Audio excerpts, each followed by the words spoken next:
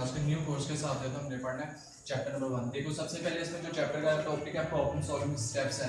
ये टॉपिक इसलिए यहाँ पे रखा गया है ताकि बच्चों को पता चले सॉफ्टवेयर बनाना कैसे है, कोई भी प्रोजेक्ट सिस्टम में क्रिएट करना है तो किस तरह करना है। आपके किताब में सबसे पहले के नाम है प्रॉब्लम सॉल्विंग स्टेप्स दे दिए, सीधी तरह स्टेप्स बता दिए। सबसे पहले प्रॉब्लम नहीं बताएगा प्रॉब्लम क्या होती है, तो सबसे पहले हम देखते हैं कि प्रॉब्लम क्या होती है।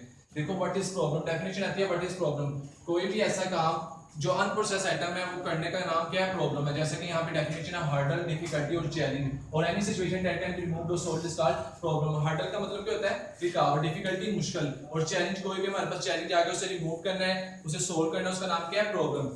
तो यहाँ पे सबसे पहले हमें प्रॉब्लम का पता होना चाहिए। जैसे कि फॉर एग्जांपल मेरे लिए एक प्रॉब्लम है, मैंने ऑफिस जाना है।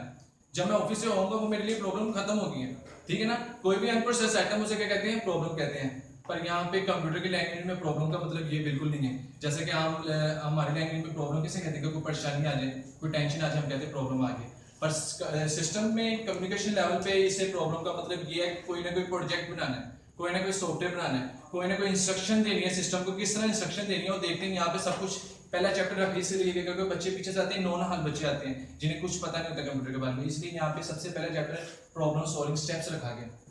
देखते हैं सबसे पहले प्रॉब्लम सॉल्विंग स्टेप्स है कि यहाँ पे स्टेप्स आते हैं प्रोसीजर। स्टेप का मतलब होता है प्रोसीजर, और जो भी स्टेप्स हो उन्हें स्टेप बाय स्टेप लिखते हैं। बच्चे कहते हैं कि सर जी क्या ये स्टेप बाय स्टेप लिखने हैं, आगे पीछे नहीं कर सकते, हल्के से नहीं कर सकते, क्योंकि एक प्रोजेक्ट बनाना है तो प्रोजेक्ट के थ्रू सारे स्टेप बाय स्टेप प्रोसीजर काम आता है। जैसे फॉर एग्जांपल मैंने यहाँ से पानी पीने जाना है, तो जब मैं पानी पीने जाऊंगा फिर गिलास पकड़ूंगा, पानी भरूंगा और पीऊंगा। अगर मैं ऐसा थोड़ी कर सकता हूँ सबसे पहले जाके पानी भरूंगा, ठीक है ना। स्टेप बाय स्टेप काम करना, अगर एक भी स्टेप आगे पीछे हो गया तो सॉफ्टवेयर भी नहीं बनेगा, और ना ही हमारी एग्जांपल थ्रू सही होगी, और ना ही मुझे अगर लॉन्ग क्वेश्चन आ जाए फिर भी स्टेप बाय स्टेप लिखना है। अगर शॉर्ट क्वेश्चन में खाली उसके क्या नाम है स्टेप्स पूछे, प्रोसीजर पूछे, फिर भी क्या नाम है स्टेप बाय स्टेप लिखना है, ताकि उसे पता चले किसने ये जो भी सॉफ्टवेयर बनाया तो बनाया कैसे है। सबसे पहले जो उसमें है डिफाइनिंग अ प्रॉब्लम। यहाँ पे डिफाइनिंग अ प्रॉब्लम, सबसे पहले हमने प्रॉब्लम सॉल्विंग स्टेप्स कुछ प्रॉब्लम को हल करने के लिए उसे डिफाइन करना है कि प्रॉब्लम है कैसी। दो चीजें आती है, वेल डिफाइंड प्रॉब्लम, एक unwell defined problem. Well defined problem क्या होती है, ऐसी प्रॉब्लम है जिसे मैं देखूं मैं कह दूंगा ये हो जाएगी। जैसे कि फॉर एग्जांपल मैंने आपको काम दिया कल एक प्रोजेक्ट बनाना, तुमने कैलकुलेटर बना के लाना, किस तरह बनाना है मैंने सारा कुछ तुम्हें समझा दिया, वेल डिफाइंड है, बना लोगे, ठीक है ना।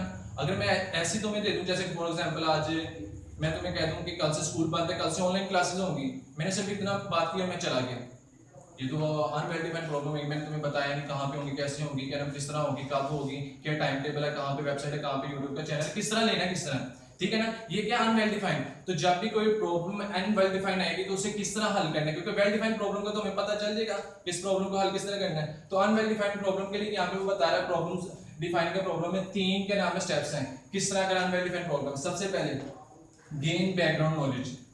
जैसा कि फॉर एग्जांपल ये इसी एग्जांपल से ले लो ऑनलाइन लेक्चर्स के बारे में। मैंने तुम्हें बताया था कल ऑनलाइन लेक्चर है, मैं बता के नहीं गया।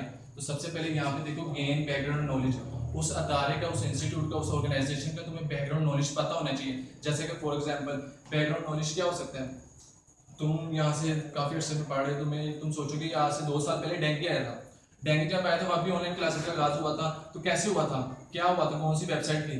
तुम उसी वेबसाइट पे जाओगे, बैठोगे, उसी टाइम पे होगे, उसी टाइम पे ऑनलाइन होगे, देखोगे कोई नोटिफिकेशन आया टीचर का, नहीं आया, कब पे क्लासेस, तुमने क्या किया, उसके बाद तुम्हारे पास नॉलेज आई, उनका कोई यूट्यूब चैनल या उनकी कोई वेबसाइट है, वहाँ पे जाओगे, देखोगे कोई नोटिफिकेशन आया, सर ने कैसे लेक्चर लेने हैं, कब देना है, कौन सा लेक्चर कब होगा, कौन सा सब्जेक्ट का लेक्चर किस लेना है, ठीक है ना। सबसे पहले कौन सा उसके नाम है उस प्रॉब्लम का बैकग्राउंड नॉलेज पता होना। जैसे कि तुम्हें मैंने सिर्फ बताया था ऑनलाइन लेक्चर है, पर तुम्हारे पास क्या था, बैकग्राउंड नॉलेज, तुम्हें पता चल जाएगा, तुम जाओगे लेकिन वहाँ वेबसाइट पे वहाँ पे नोटिफिकेशन आई होगी, तुम्हें पता चल जाएगा। उसके बाद अगर तुम्हें बैकग्राउंड नॉलेज का नहीं पता, दूसरा है यूजेस गैस, गैस लगाना पड़ेगा तुम्हें। तुम देखोगे कि स्कूल की वेबसाइट थी, उस पर जाकर देखोगे 100% तो गैस गलत ही होता है, 80% तो माने नहीं ना जाता। जैसे कि फॉर एग्जांपल तुमने गैस लगाया था कि एक उसी के नाम है, स्कूल के नाम की वेबसाइट पे गए हो, उसका यूट्यूब चैनल देखा है, वहाँ पे भी नहीं है, तो क्या हुआ है, गैस लगाया, गैस से ज्यादातर इंप्रूव नहीं आता, उसमें क्या नाम करेक्टनेस नहीं होती, ठीक है ना। तो उसके बाद तीसरा पॉइंट है ड्रा पिक्चर। ड्रा पिक्चर का यहाँ पे सिर्फ ये देख लो जो भी काम कर रहे हैं हमें ड्रा करना पड़ना है, क्योंकि आज का आगे सारा लॉन्ग टॉपिक है फ्लो चार्ट। फ्लो चार्ट में देखेंगे कि कैसे हम देखते हैं। यहाँ पे देख लो ड्रा पिक्चर का मतलब क्या है, कोई भी प्रॉब्लम है ना अगर सोल्व नहीं हो रही उसके पिक्चर्स बना लेते हैं। जैसे कि फॉर एग्जांपल मैंने तुम्हें यहाँ से रास्ता बताना है, जैसे कि फॉर एग्जांपल चुरची तक का मैंने तुम्हें रास्ता बनाया, तो अगर मैं यही तुम्हें एक पैराग्राफ के थ्रू बता दूं और यही मैं तुम्हें एक तस्वीरी शक्ल में बता दूं सारा बना के, तो ज्यादा बेहतर कौन सा रहेगा, ये तस्वीरी शक्ल वाला। इसीलिए वो कहते हैं कि तस्वीरी शक्ल, ग्राफ, पिक्चर बेहतर है किससे, एल्गोरिथम से। एल्गोरिथम में क्या होता है, जितना भी काम करते हैं हम सारा किसमें कर देते हैं, इसमें कर देते हैं सारा। क्या नाम है, रिटन फॉर्म में डॉक्यूमेंट बनाते हैं, तो ये तो बड़ा मुश्किल काम है। सबसे पहले डॉक्यूमेंट को पढ़ो, उसका क्या नाम है तसव्वुर करो कि किस तरह जा रहा है। तो यही इससे बेहतर ये नहीं कि हम ग्राफ पिक्चर बना लें ताकि हमें सिस्टम की ज्यादा समझ आ जाए, पता चल जाए इंस्ट्रक्शन कैसी दी हुई है। उसके बाद understand the problem, the second one इसका क्या नाम है स्टेप्स है understand the problem. Understand the problem का मतलब क्या है, ये देखो स्टेप बाय स्टेप चलना है। सबसे पहले हमने डिफाइन करना प्रॉब्लम कौन सी थी, डिफाइन हो गया। अगर वेल डिफाइंड तो हम तो आगे चला जाएंगे, अनवेल डिफाइंड तो इन तीन कामों से हम आगे जाएंगे। ये तीन काम का पता चल गया, अगर तुम्हें प्रॉब्लम का पता चल गया। उसके बाद understand the problem. Understand the problem का मतलब क्या है, जैसे कि फॉर एग्जांपल पजल वाली गेम है, पजल वाली गेम के साथ उन्होंने एक पिक्चर है कि इस पिक्चर जैसी बनी है ऐसी पजल में ये चीज बनानी है, तो वब तक तो नहीं पता चलेगा जब तक हम पिक्चर नहीं देखेंगे, ठीक है ना। तो इसी एग्जांपल के थ्रू यहाँ पे बता रहा है 5 W से, जब तक वो 5 W नहीं पता चलेंगे वब तक हम वो हल नहीं कर सकते जिस तरह की प्रॉब्लम है। जैसे कि फॉर एग्जांपल यहाँ पे 5 W कौन कौन से हैं। सबसे पहले वही ऑनलाइन लेक्चर वाली एग्जांपल ले लो। सबसे पहले क्या व्हाट, क्या है, ऑनलाइन लेक्चर थे। उसके बाद वेयर, कहाँ पे है, जो सर ने वेबसाइट बताई है, कौन सा चैनल बताया। उसके बाद व्हेन, कब है, जो सर ने बताया टाइम, इस टाइम पे कौन सा लेक्चर होना है। उसके बाद हु और बट में देखना डिफरेंस आता है, बच्चे गलती कर देते हैं। बट का मतलब है क्या, क्या होना था, ऑनलाइन लेक्चर होने थे। हु कौन देगा, टीचर देगा जिसने जिसका सब्जेक्ट है। उसके बाद लास्ट में वाई, क्यों देगा, ताकि हम हॉलीडेज में पढ़ सकें, ठीक है। ये चीज़ से समझ आई है। अब इससे आगे चलते हैं। इसका आ गया प्लानिंग का सॉल्यूशन। अभी तक देखो हमने अंडरस्टैंड किया, डिफाइन अ प्रॉब्लम किया, स्टेप बाय स्टेप काम करना है। प्लानिंग का सॉल्यूशन, सारा काम हो गया, प्लान करना है। प्लान, कोई भी काम करते हैं हम सबसे पहले प्लान करते हैं। जैसे कि हर इंसान का कोई ना कोई शेड्यूल होता है। इसी तरह जब हम सॉफ्टवेयर बनाते हैं तो इसकी सबसे पहले हम प्लान करते हैं कि इसके सबसे पहले हमने डिफाइन किया, प्रॉब्लम किया, उसके बाद अंडरस्टैंड की प्रॉब्लम किया। अब करना प्लानिंग का सॉल्यूशन। प्लानिंग का सॉल्यूशन का मतलब क्या है, डिवाइड एंड कंकर। उसका पहला सबसे पहला क्या नाम है, मोस्ट इंपोर्टेंट इसकी डेफिनेशन आती है। इसका दूसरा नाम है टॉप डाउन डिजाइन।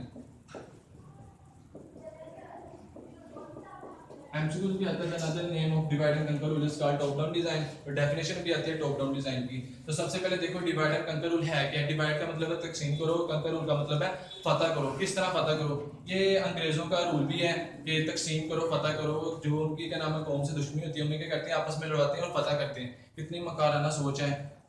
तो हम देखते हैं यहाँ पे डिवाइड एंड कंकर रूल का मतलब क्या है। डिवाइड एंड कंकर रूल का मतलब है ऐसे कोई कम्प्लेक्स प्रॉब्लम आ जाए, कोई बड़ी प्रॉब्लम आ जाए, उसे डीकंपोज करना है, छोटे छोटे पैचेस पे डिवाइड करना, उसे हल करना है। यहाँ पे जब मैंने प्लानिंग का सॉल्यूशन किया है तो बहुत लंबी प्रॉब्लम थी, मुझसे हल नहीं हो रही थी। मैंने क्या करना है, सबसे पहले उसे डिवाइड किया है, फिर उसे हल करना है। उसके बाद सेकंड वन है गेस, चेक एंड इम्प्रूव। सबसे पहले गेस करना है। एक प्रॉब्लम को हल करने के लिए काफी क्या नाम है मैनी सॉल्यूशन होते हैं, ठीक है ना। हमसे कुछ आता है कि वन प्रॉब्लम को सोल्व करने के कितने सॉल्यूशन होते हैं, 1 2 3 4 मैनी। तो जो मैनी आएगा, मैनी वाले ज्यादा ऑप्शंस होंगे। सबसे पहले हमें गेस करना है, उनमें से देखेंगे कौन सा अच्छा सॉल्यूशन है।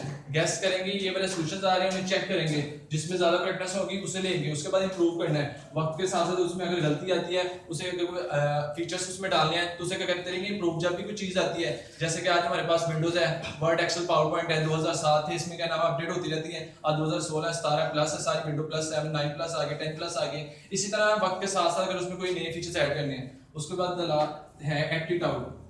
एक्टिव आउट का क्या मतलब है, जो भी हम काम करें उसे टू डू लिस्ट में बनाना है। जो भी काम करें उसे लिस्ट में बनाना है। जैसा कि कोई भी चार्जर, उसके साथ हमें डॉक्यूमेंट मिलते हैं ना कि चार्जर की कोडिंग किस तरह हुई, किस तरह चार्जर बनाया, कितने एम्पेयर का किसने बनाया है, ठीक है, किसका क्या इसमें फीचर्स हैं। इसी तरह जो भी हम काम कर रहे हैं उसे टू डू लिस्ट में बनाना है। जो भी काम किया सबसे पहले उसे लिस्ट लेनी है उसकी, उस लिस्ट में सब कुछ बता देना किस तरह हमने बनाया है। उसके बाद लास्ट में प्रोटोटाइप का। प्रोटोटाइप क्या होता है, ये भी प्रोटोटाइप एक पिक्चर की तरह है। यहाँ तक जहाँ जितना भी काम कर रहे हो उसे पिक्चर्स में बनाना है।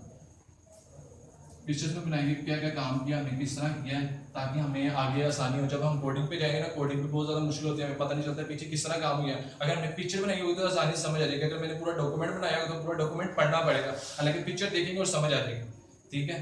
ये था आज का टॉपिक। इसके 3 पॉइंट है, 2 पॉइंट रह गए, वो कल करेंगे।